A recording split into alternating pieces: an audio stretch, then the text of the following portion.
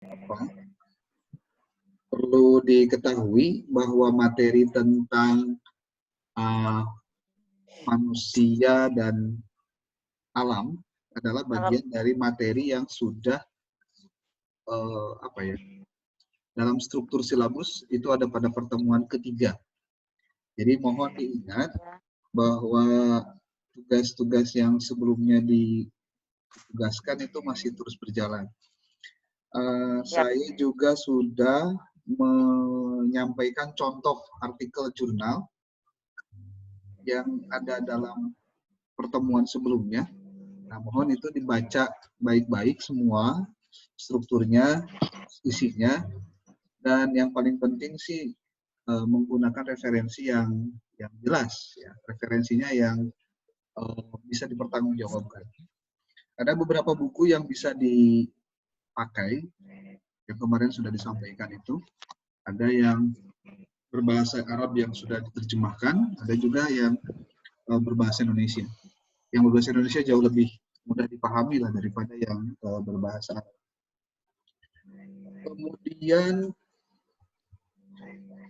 materi tentang hakikat manusia dan implikasinya dalam proses pendidikan itu di awal-awal sudah ada penjelasan bahwa manusia itu makhluk yang paling sempurna. Itu sudah orang tahu lah. Kita juga tahu dalilnya. Manusia diciptakan dengan bentuk yang sebaik-baiknya, itu kita bisa baca dalam Quran surat At-Tin ayat 4. Tin wa zaitun wa turisin wa hadza baladil amin laqad khalaqnal insana fi ahsani taqwim. Yang terdapat dalam manusia yang membedakan dia dengan yang lain adalah karena dia punya potensi. Dulu kalau orang menerjemahkan istilah fitrah, maka fitrah seringkali dimaknai dengan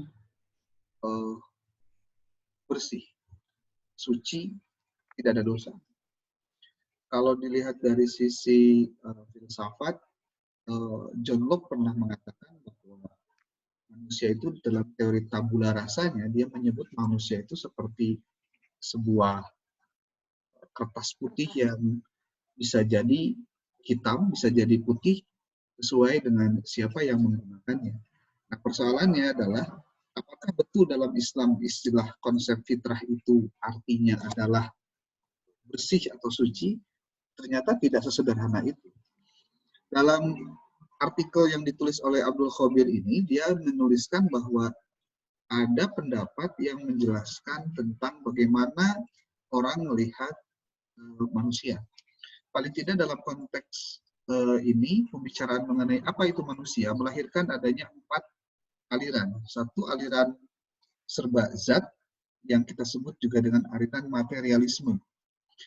Menurut aliran ini bahwa yang sungguh yang ada itu adalah zat. Jadi manusia itu karena dia ada materinya, maka menurut aliran ini manusia itu ya materi. Kalau tidak ada materi berarti bukan manusia. Jadi menurut aliran materialisme bahwa hakikat manusia itu adalah zat atau materi. Karena materi dia ada di dunia, maka pandangan materialisme cenderung identik dengan sifat duniawi dan tidak percaya kepada sisi rohani. Nah, sementara yang kedua itu aliran serba ruh. Ini disebut dengan istilah aliran idealisme. Kalau menurut aliran ini, bahwa hakikat segala sesuatu yang ada itu adalah ruh, dan manusia ketika memiliki ruh, berarti manusia itu dia tidak bisa menempati ruang, ruh itu tidak bisa menempati ruang, sehingga tidak dapat disentuh dan dilihat oleh panca indera. Demikian juga materi adalah jelmaan dari ruh. Jadi menurut aliran ini, materi yang terdapat dalam diri manusia, hakikatnya adalah penjelmaan dari ruh. Karena hakikat dasar dari manusia adalah ruh. Nah, ini akan berimplikasi terhadap pola pendidikan yang dilaksanakan oleh orang-orang yang memegang materi ataupun juga teori tentang aliran serba ruh ini atau idealisme. Yang ketiga, aliran dualisme. Kalau dualisme ini mencoba mengangkat bahwa manusia ini ada 2 substansi, ada substansi ruh, ada substansi materi, dan itu tidak bisa terlepas dari manusia. Nah, yang keempat itu ada yang disebut dengan aliran eksistensialisme. Kalau eksistensialisme ini menyebut bahwa hakikat manusia ternyata terus berkembang dan tidak ujung berakhir. Dia akan terus berkembang dan tidak akan merasa puas. Dia tidak puas dengan aliran sembazat, juga tidak puas dengan aliran ruh. Di ahli filsafat modern dengan tekun berpikir lebih lanjut tentang hakikat manusia. Mana yang lebih utama, ruhkah ataukah materia? Ternyata ruh dan materi tetap penting, tapi yang paling penting adalah bahwa manusia itu disebut manusia jika dia memiliki eksistensi. Keberadaannya itu tergantung dari apa yang dia lakukan, bukan karena dia punya ruh ataupun punya materi saja. Ini pandangan-pandangan yang berkaitan dengan manusia. Nah, bagaimana filsafat pendidikan Islam melihat tentang hakikat manusia? Tentu merujuk pada Quran dan hadis yang ada dalam kitab-kitab hadis. Kita bisa lihat dalam Quran surat Al-Mu'minun tentang penciptaan manusia, itu ada di ayat 12 sampai dengan ayat 14. Walaqad khalaqnal insana min sulalatin min tin, tsumma ja'alnahu nutfatan fi qararin makin, tsumma khalaqna nutfatan 'alaqatan, khalaqna mudghatan, fakhalaqna izaman, fakasawna izama lahman, tsumma ansha'nahu khalqan akhar, fatabarakallahu ahsanul khaliqin. Ayat ini menjelaskan tentang bagaimana proses penciptaan manusia dari saripati tanah yang kemudian dijadikan air mani, kemudian dari mani itu dimasukkan ke dalam rahim, dan seterusnya sampai dengan menjadi segumpal darah itu menjadi segumpal daging, dan Allah menciptakan tulang belulang, dari situ kemudian menutup tulang itu dengan daging, yang tadi diciptakan dari setetes air mani tadi. Dan disitulah kemudian Allah menjadikan manusia itu sempurna. Nah, Islam secara tegas menyatakan bahwa badan dan ruh adalah substansi alam, sedangkan alam adalah makhluk dan keduanya diciptakan oleh Allah. Jadi, perlu dipahami bahwa di dalam Islam manusia itu dianggap sebagai ciptaan yang berproses dari awal sampai dengan akhir dengan kesempurnaan. Hakikat manusia itu ada ruhnya. Jasad itu digunakan oleh ruh dalam menjalani kehidupan manusia. Yang intinya dia menggunakan materi. Jadi kalau kita mau berangkat ke bulan, maka pakaiannya pun tidak bisa pakaian seperti hari ini. Yang dilakukan kalau mau ke bulan, ya harus menggunakan pakaian yang sesuai dengan situasinya. Jadi hakikat manusia itu ruh, kalau menurut konteks Islam. Sementara jasad itu adalah alat untuk menjalani kehidupan materi di dunia. Maka kenapa kemudian di dalam Islam manusia itu tujuan penciptaannya adalah untuk beribadah. Karena dengan beribadah maka akan terjadi yang namanya pensucian jiwa. Kalau pensucian jiwa itu dalam konteks lain, dalam bahasa Quran disebut dengan tazkiyatun nafs. Tazkiyatun nafs itu proses pensucian jiwa. Kenapa kemudian orang melakukan ibadah seperti hanya sholat, zakat, saum? Itu kan prinsipnya agar manusia itu kembali kepada fitrah, kembali supaya suci, katanya gitu. Seperti bayi yang dilahirkan. Kenapa? Karena bayi yang dilahirkan itu tidak memiliki dosa. Karena apa? Hakikat ruh ketika dia lahir itu tidak punya dosa. Kenapa dia kemudian berdosa? Karena ruh itu menempati jasad. Jasadnya adalah tubuh ini. Gitu. Jadi kalau kemudian jasad ini berperilaku yang negatif, maka sebetulnya itu ada sebutnya pengaruh yang diberikan oleh ruh, dan ruh itu terpengaruhi oleh jasadnya. Ibaratnya ada cangkang, ada isi. Nah, badan ini akan hancur. Cuma ada pertanyaan, apakah nanti ketika manusia mati dan manusia itu dibangkitkan kembali, apakah jasadnya itu sama jasad dulu ketika dia di dunia, atau Allah membuat jasad yang baru yang belum pernah dibuat sebelumnya? Nah, ini menjadi debatable seperti yang dilakukan oleh Ibnu Sina. Dia menyebut bahwa nanti Allah akan menciptakan manusia pada saat manusia dibangkitkan itu dengan badan yang baru, dengan tubuh yang baru, bukan tubuh yang lama. Kenapa? Karena tubuh yang lama itu badannya sudah rusak, sudah hancur. Karena tidak mungkin kemudian membangkitkan kembali jasad yang sudah hancur dimakan tanah, karena waktunya sudah berbeda. Sementara nanti manusia hidup di tempat yang bukan lagi dunia, tapi mungkin zamannya mungkin bisa alam barzakh kah, atau mungkin alam akhirat dan lain-lain.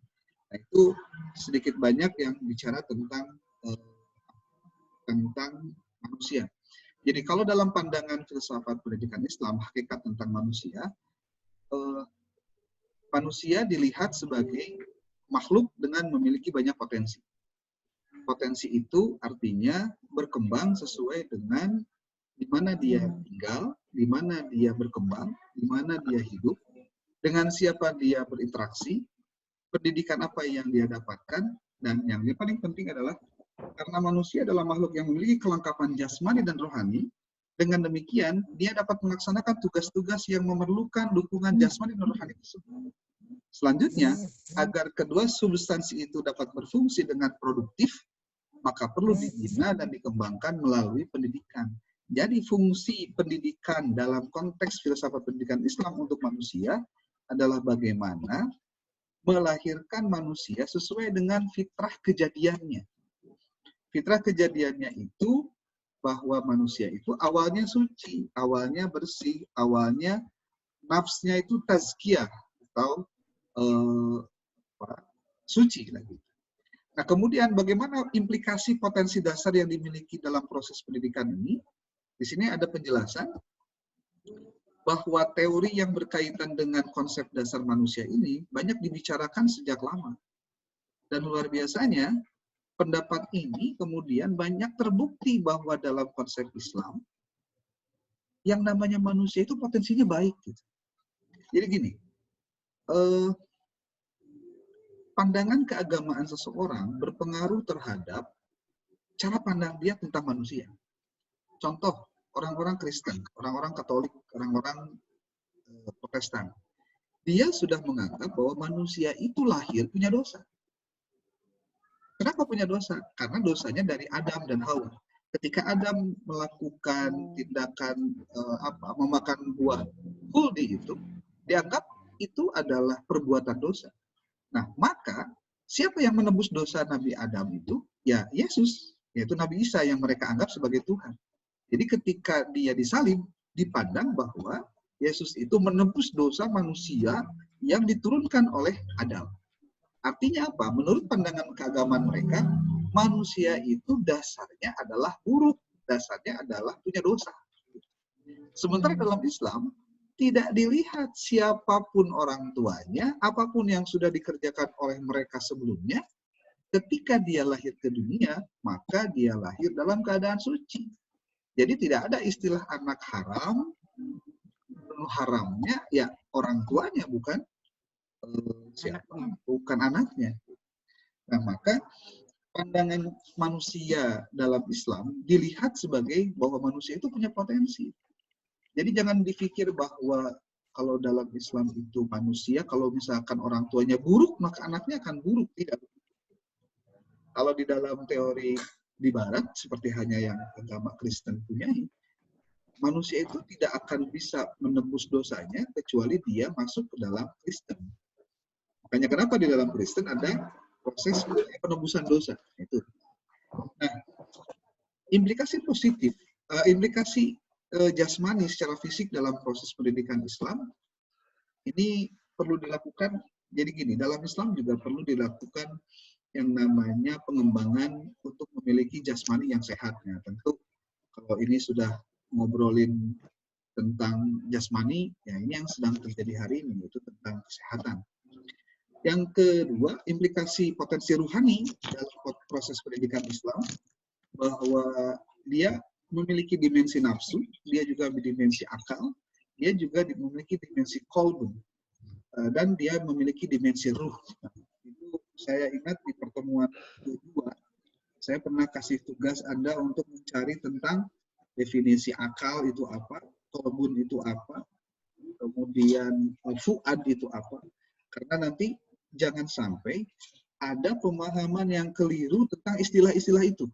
Nah, maka saya mungkin minta nanti Anda kirimkan di Google Classroom itu yang sudah dibuat catatan-catatan yang berkaitan dengan apa pengertian ataupun juga penjelasan tentang akal, tolbun, nafsu, kemudian ruh, ini menjadi sebuah penjelasan yang rinci. Di makalah atau di artikel yang sudah pernah dikirim di Google Classroom, itu ada penjelasan itu. Tapi untuk menambah lebih, saya pikir lebih baik ditambah referensi-referensi. Jadi silakan manfaatkan artikel-artikel yang sudah dikirim, yang ada di Google Classroom untuk Anda pelajari, Anda buat materi-materinya, sehingga nanti bisa memperkaya wawasan Anda tentang tema-tema yang ada dalam materi filsafat. Saya pikir sementara itu dulu, karena waktunya juga sudah mulai ada pemberitahuan. Jadi, ya, Oke, mungkin ada yang mau komentar dulu deh, jangan nanya, kalau nanya pasti panjang jawabannya. Komentar aja dulu materi ini. Mau Pak Jenal dulu, bolehlah, dari tadi sudah standby ini. Ya, terima kasih dok. Ya. Sebenarnya mau tanya sih tentang bahwa manusia diciptakan kullu mauludin yuladu alal fitrah fa abawahu au yuhawidanihi au yunasironihi au yumajisanihi. Konteks itu kan manusia diciptakan oleh Allah bersih, tergantung bagaimana ibu dan bapaknya. Apakah mau dinasronikan, majusikan. Nah, di sini bagaimana menurut pandangan Pak Dokter tentang tadi sudah menanggapi masalah fitrah tentang anak jadah, Dok? Ya. Sementara anak jadah itu walaupun dididik bagaimanapun oleh orang tuanya, tetap cucunya itu jadah lagi.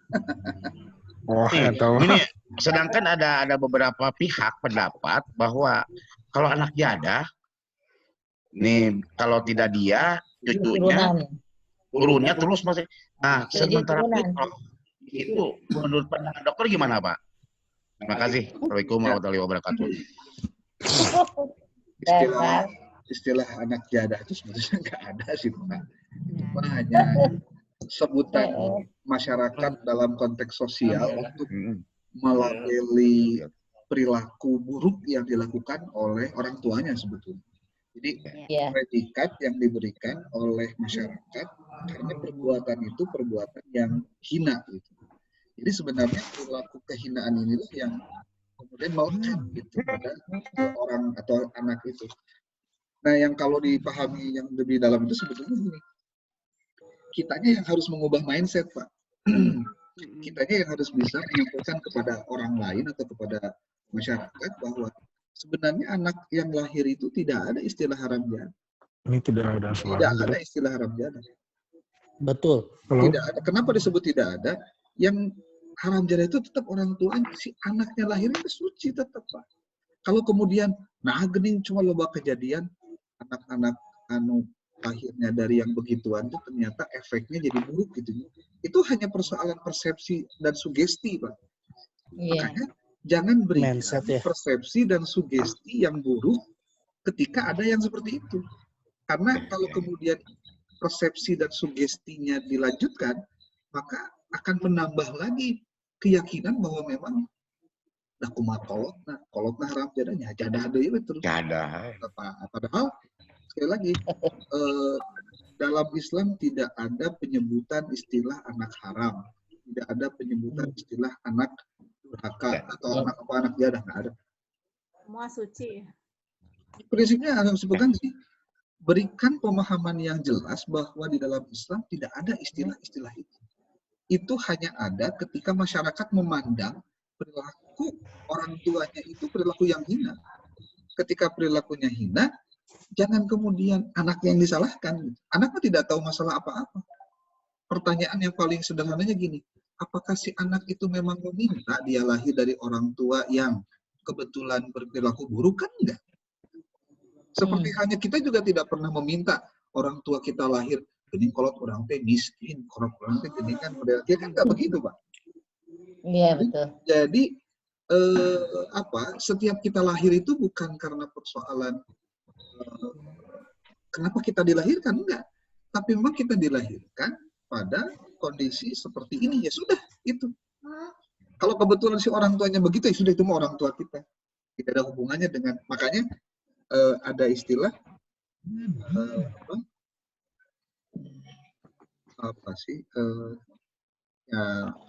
lana amaluna walakum amalukum, gitu. Untuk kami amal kami, untuk kamu amal kamu, ya nggak ada urusan gitu, Pak.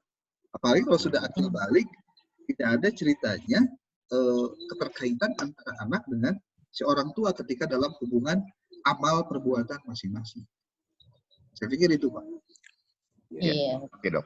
Ya, jadi kalau saya sedikit kaitkan dengan persoalan dalam filsafat pendidikan Islam ini, ceritanya gini, Pak. Kenapa manusia itu menjadi fokus dalam konteks filsafat? Karena manusia itu dididik untuk menjadi manusia. Jadi kita itu kadang-kadang belum berhasil, Pak, menjadi manusia sesuai dengan keinginan dan harapan dari yang menciptakan kita. Kalau bahasa sederhananya begini, yang lebih tahu diri kita itu sebetulnya bukan kita, Pak. Yang tahu diri kita itu sebenarnya menciptakan kita. Siapa yang menciptakan kita? Ya Gusti Allah. Berarti kalau begitu, kalau kita ingin tahu sebetulnya kita ini diciptakan buat apa, nanyanya bukan ke diri kita sendiri, Pak. Tapi nanya ke penciptanya. Makanya kalau ada pikiran, cuma dipikirkan aja selesai, yang penting kan manusia punya akal. Betul. Tapi untuk mencapai kebenarannya bakal lama. Karena manusia prosesnya dan pikirannya tidak sama semuanya. Selalu ada perbedaan dalam pemahaman tentang manusia, makanya tanyalah ke yang menciptakan kita. Di situ ada penjelasan, kita itu ada potensi ini, seperti tadi. Ada 4 potensi yang dikemukakan dalam pemahaman kita.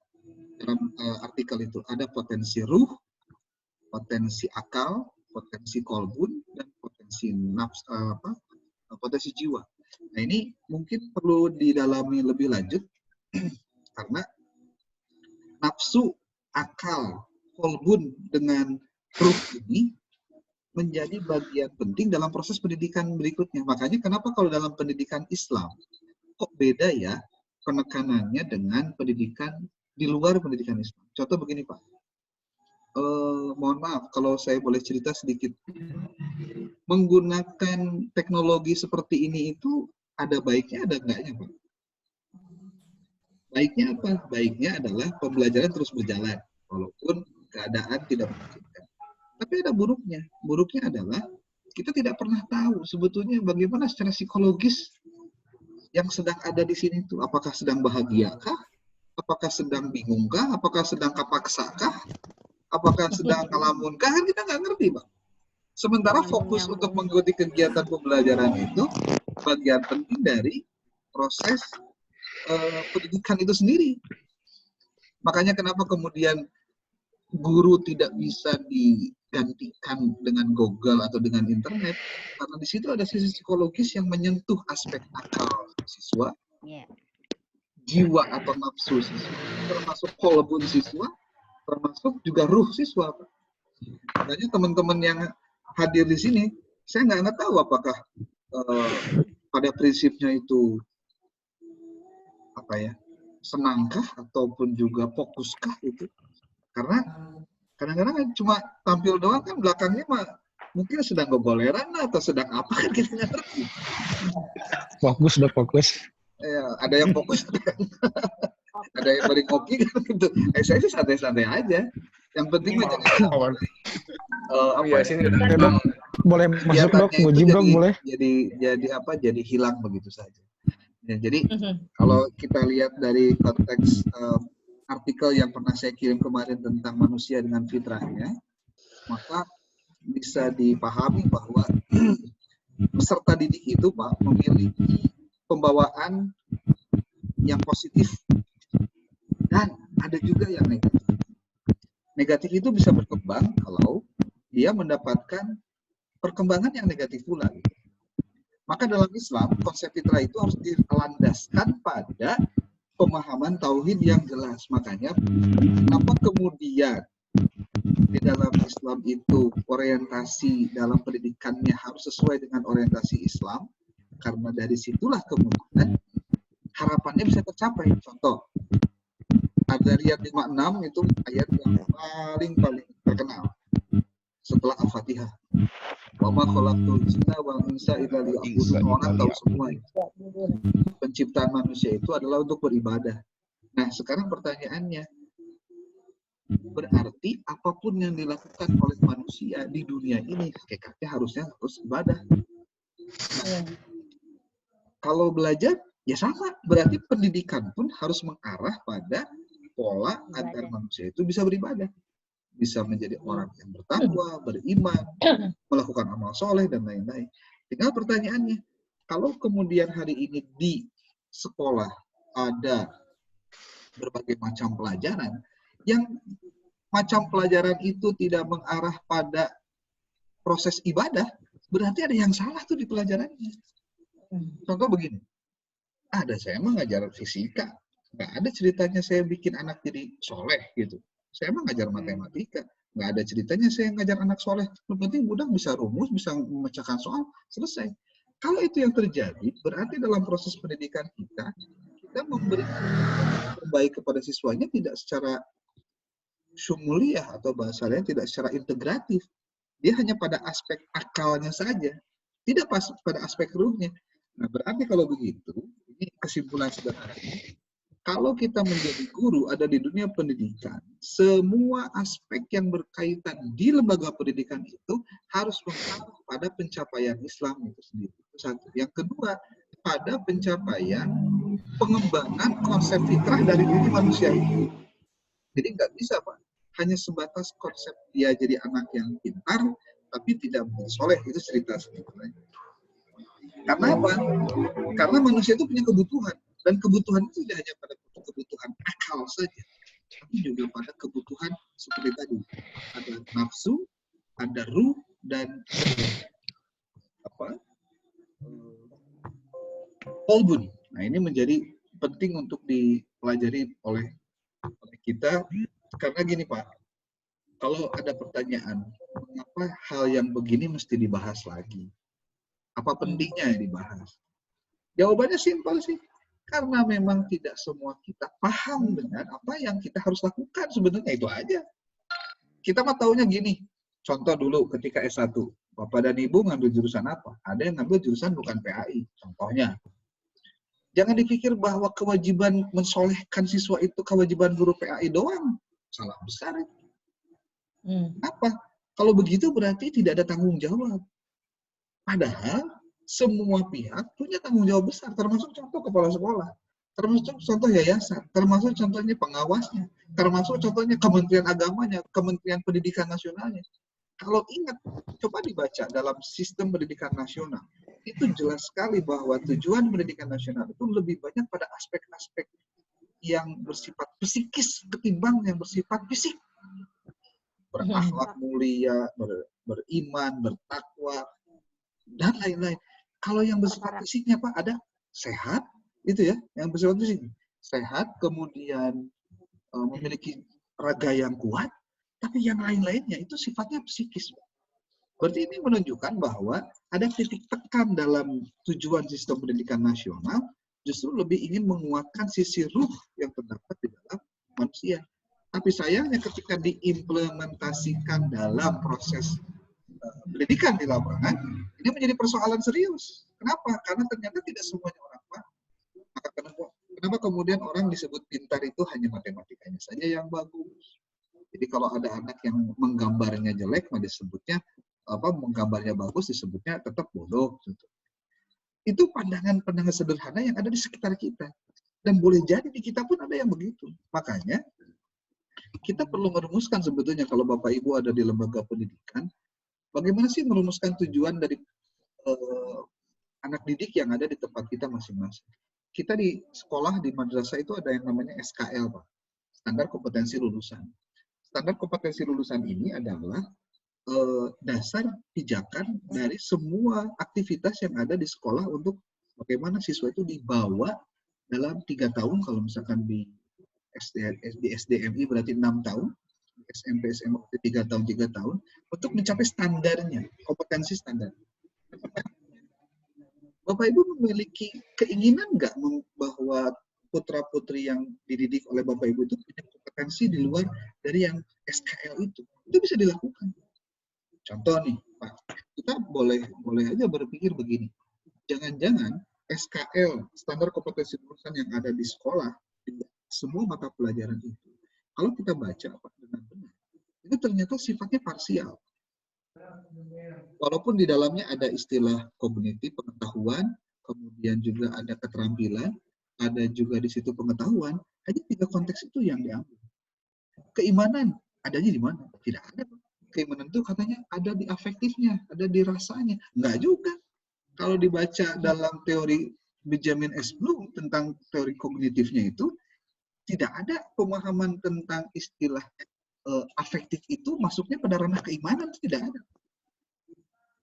Jadi kalau bahasa gampangnya begini, kenapa kemudian kita mempelajari contoh pelajaran akidah akhlak?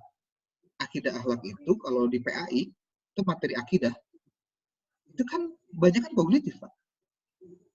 Ibaratnya, kalau dosen saya dulu bilang begini, sakit kepala itu kenapa obatnya selalu disuntik? Nanti juga nyampe, itu kan istilahnya.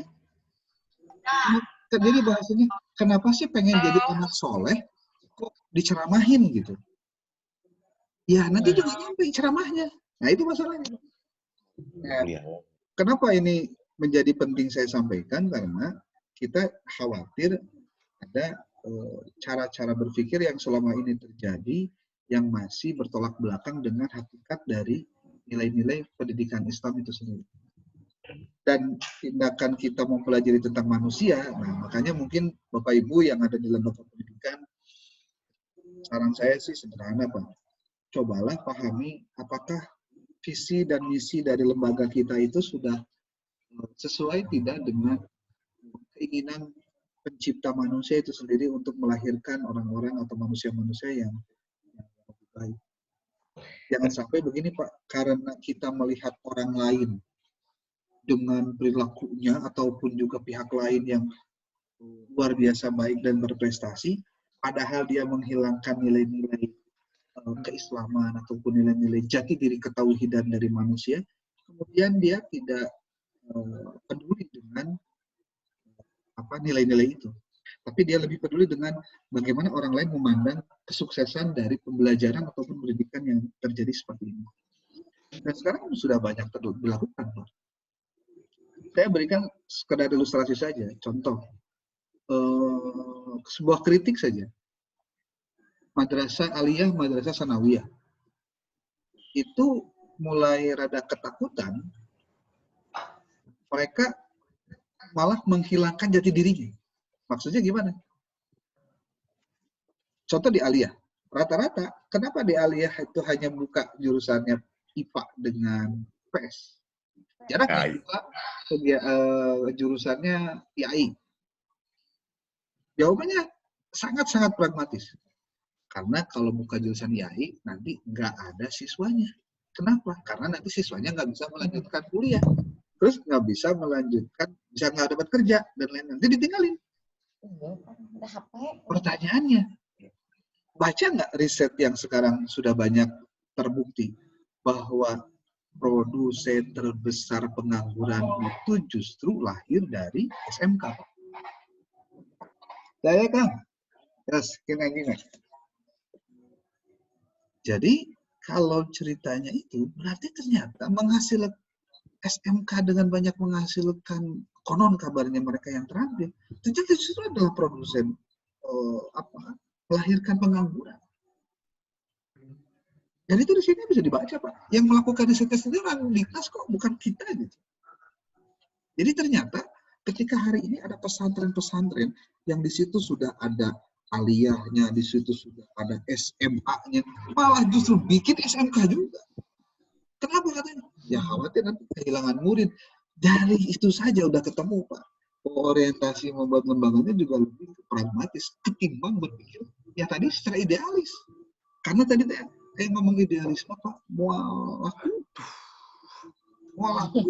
Di orang mah ya bahasa gitu, mual laku di masyarakat itu. Justru arek kumaha bisa laku, lah kitanya juga ngikutin gaya cara berpikir masyarakat, bukan cara berpikir yang benar tentang apa yang harusnya kita lakukan. Jujur aja Pak, banyak terjadi lembaga pendidikan dibuat hanya untuk orientasinya materi. Bukan mikirin kumaha caranya budak jadi soleh, jadi bagus, jadi hebat, jadi jauh.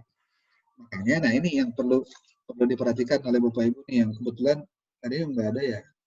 Nah, yang ada di lembaga pendidikan non formal dulunya sekarang jadi formal, yang berlabel salafi gitu ya, salafinya tapi salafi saja saya sebut begitu.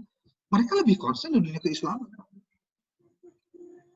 Mereka berani menolak siswa yang tidak mau ikut tahfidz contohnya, tapi harus selesai dalam waktu sekian juz, harus 6 tahun di sini contohnya sekolahnya dan lain-lain. Justru mereka lebih memiliki jati diri keislaman ketimbang justru sebaliknya. Nah, ini sebagai otokritik Pak. Ini mungkin saya bicara dari nyimpang jauhnya melebar gitu. Tapi sekali lagi ingin diingatkan bahwa perlu kiranya kita memahami tentang pendidikan Islam terutama itu dari sisi yang sifatnya lebih radikal. Jangan sebatas hanya sifatnya material. Apa jangankan di dunia pendidikan dasar atau menengah, di dunia pendidikan tinggi pun kita mengalami hal yang serupa. Ketika pemerintah mencanangkan bahwa yang namanya pendidikan berhasil itu kalau menghasilkan output yang bisa bekerja, output yang bisa berpenghasilan. Orientasinya orientasi material. Jadi nggak begini, tidak manusia yang memiliki kecakapan untuk bertahan hidup dengan memiliki pemahaman dan pengetahuan yang luas.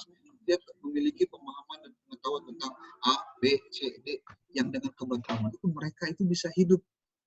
Saya terus terang saja jarang menemukan ada lembaga yang berorientasi betul-betul tidak berorientasi pada aspek-aspek itu. Nah, itulah mungkin yang bisa saya sampaikan kepada Anda semua di sesi ini, karena materinya bisa Anda baca lah kalau tentang manusia dan bagaimana hakikatnya dalam filsafat pendidikan Islam. Yang pasti saya berharap Anda terus mencari, menggali, mengetahui banyak hal tentang aspek-aspek ini, karena jangan sampai kita kuliah S2 ini tidak memiliki daya pembeda dengan orang lain. Saya selalu mengingatkan diri saya untuk saya sampaikan kepada Anda semua bahwa kalau hanya sebatas ngurus ijazah itu mudah sekali, Pak. Malah mungkin banyak orang yang berijazah strata 2 itu banyak sekali. Tapi kadang-kadang kita juga harus jujur mengatakan apa dampak dan efek mereka setelah selesai S2 terhadap kemanfaatan bagi umat. Ini juga jadi persoalan. Kalau hanya Anda kuliah sebatas gimana caranya punya ijazah, berarti Anda hanya bermanfaat untuk diri sendiri, Pak. Ijazahnya hanya dipakai buat sendiri. Tapi apakah kemudian terpikir oleh kita semua, kalau saya sudah selesai S2 itu, saya memiliki kemanfaatan yang lebih untuk orang lain. Saya bisa memberikan pembeda yang baik untuk membawa masyarakat lebih baik lagi. Jangan berbicara masyarakat yang luas dulu, minimal masyarakat tempat kita atau masyarakat tempat kita beradakah dan lain-lain. Karena kita memerlukan orang-orang dengan frekuensi yang sama untuk melakukan perubahan. Kalau misalkan orang yang sudah selesai S2 tapi tidak melakukan apa-apa, nanti ngeri Pak, orang akan menganggap bahwa ternyata nu kuliah jeung nu teu kuliah ini sarua-rua kene. Nah itu masalah. Beak-beak modal, geus beak sabaraha sawah mah teh sabaraha bebecek mureunna tah atawa tidak ngagadekeun mitoha lah atau apalah nah istilahnya gitu. Jangan sampai kejadian saya kuliah dengan tidak kuliah gitu kene sarua. Gitu. Nah, mudah-mudahan ini menjadi renungan lah, renungan. Saya minta tanggapan selain tadi Pak Jenal, maka yang lain. Saya Dok. ngomongnya di stop aja, Dok. Yang lain lah ngomong dulu deh. Saya Dok. Ya, enggak Bu. Kaitannya dengan tadi kolbun, kemudian hati, ada fuad, gitu kan. Nah, sebagai manusia yang berakal kan harus ada keselarasan tadi antara akal, pikiran dengan hati dan kolbun. Bagaimana dengan konsep setan? Konsep setan dalam Islam itu kan pengganggu, Ustadz Dok. Nah, adakah melencengnya seseorang dan tidak sesuai dengan ajaran Islam itu kan diganggu oleh setan itu tadi. Nah, kaitannya dengan filsafat Islam, pemikiran tentang setan itu gimana, Dok? Ya, ada yang lain dulu deh sebelum saya. Ini bahasanya tentang setan, ini menjelang malam, setannya bagus. Jadi serem ini. Ya. Jadi Bu, Saya Dok, masuk Dok. Ya, sok silakan Pak. Mujib. Oke, yang pertama saya tertarik terkait pernyataan Dok yang jasad mempengaruhi ruh. Saya kira saya mempunyai pandangan berbeda terkait pernyataan Dok. Begini, saya lebih cenderung kepada ruh yang mempengaruhi jasad. Kenapa? Bukankah yang membantah Allah untuk sujud kepada Nabi Adam itu setan ataupun iblis? Itu potensinya. Artinya di saat mempunyai ruh ataupun ada makhluk yang mempunyai ruh saja itu mempunyai efek positif ataupun efek negatif walaupun dia tidak tanpa jasad gitu. Nah, oleh karena itu di saat ada ruh bersatu dengan jasad, maka siapa yang mempengaruhi efek positif dan negatif? Ya jelas adalah ruh itu sendiri. Karena telah dibuktikan bahwa ada sebuah makhluk yang menyatakan membantah Allah itu tidak mempunyai jasad. Itu yang pertama. Yang kedua, di dalam Al-Quran ada ayat khalaqnal insan. Itu kan insan itu diartikan dengan manusia.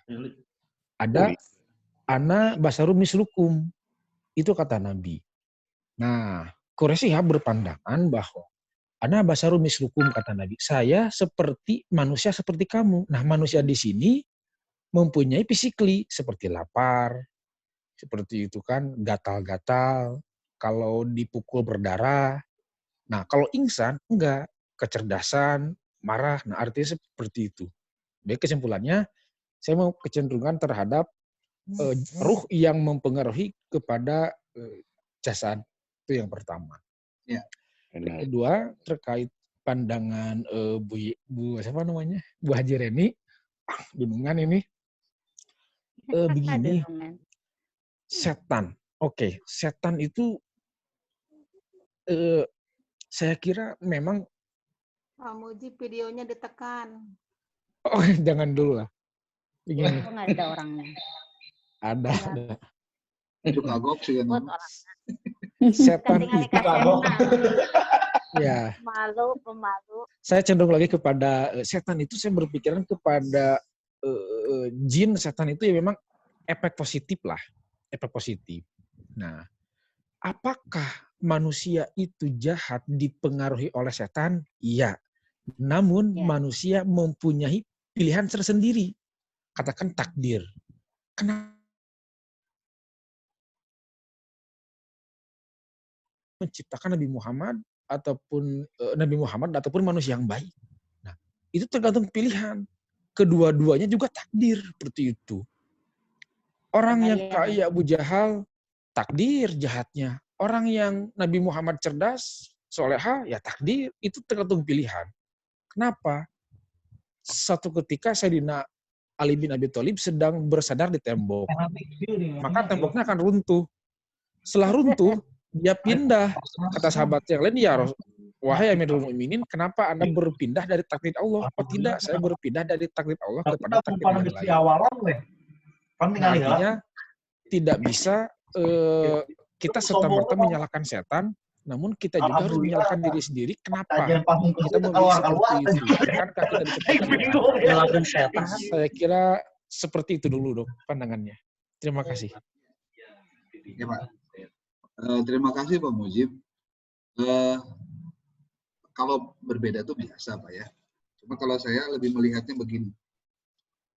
Yang namanya ruh itu bisa dipengaruhi oleh jasad, itu aja, Pak. Contohnya apa? Kenapa orang lebih senang diet atau kursus kecantikan? Itu kan jasad, Pak. Tapi dia akan terpengaruh dari jasadnya itu dalam pikiran-pikiran dia. Itu hanya simpel saja, sederhana, sangat sederhana. Artinya apa? Kalau orang berorientasi kepada jasad dia, maka yang terjadi dia akan memikirkan jasadnya ketimbang ruhnya. Gitu. Artinya orientasi hidupnya lebih pada jasadnya ketimbang pada ruhnya. Jadi kalau ada pernyataan jasad mempengaruhi ruh itu dalam konteks bahwa jasad itu menjadi faktor pengaruh terhadap cara berpikir dan bertindak orang tentang ruhnya. Gitu. Itu aja sebenarnya. Tapi kalau misalkan orang yang bisa menempatkan dirinya dalam konteks yang proporsional, maka dia akan tahu bagaimana dia menempatkan untuk grupnya dan juga untuk jasadnya. Nah, kemudian untuk tadi Bu siapa? Mbak ya? Bu Reni. Oh, siapa? Reni. Bu Reni. Bu Reni. Bu Reni ya, oh iya, punten. Kalau yang saya tahu Bu, jin dan setan itu dua hal yang beda. Yang disebutkan dalam Quran ketika Nabi Adam itu ada, itu ayatnya juga banyak yang menyebutkan.